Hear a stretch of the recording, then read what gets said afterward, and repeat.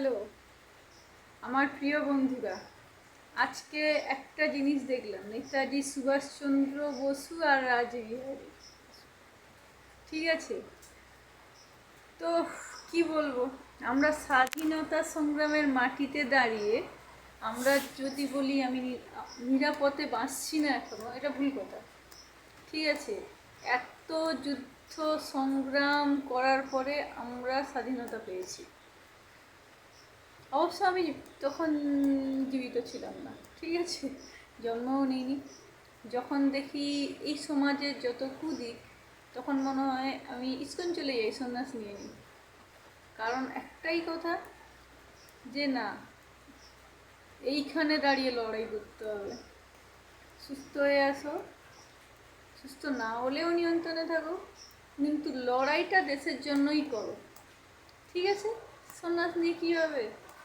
ঠিক আছে, কিছু নিজেকে এস্টাবলিশ করো, কিছু যাদের তোমার মনে হয় যে নিরাপদে নয়, তাদের জন্য লড়ো, আর নিজের জন্যও বটে। ঠিক আছে, তো আর কি বলবো, খুঁজে পাচ্ছি না। তোমরা আমার এত পাশে আছো, কিছু খুঁজে পাই না আসলে। কি বলবো, তোমাদেরকে খুব ভালোবাসি, এটা আমার পরিবার। তো সবাই পারলে লাইক করো, শেয়ার করো, কমেন্ট করো, সাবস্ক্রাইব করো। ঠিক আছে, ভারতীয় হিসাবে গর্ব করি। একটা কথা বলি, কিছু জলে কিছু পাকাল মাছ থাকে, কিছু সমুদ্রে ইলিশ মাছ থাকে, সবটার সাথে একই রকম হবে তার কোনো মানে নেই। ঠিক আছে, আমার আজকে অনেক কাজ আছে, সব থেকে বড় কাজ ঘুমানো।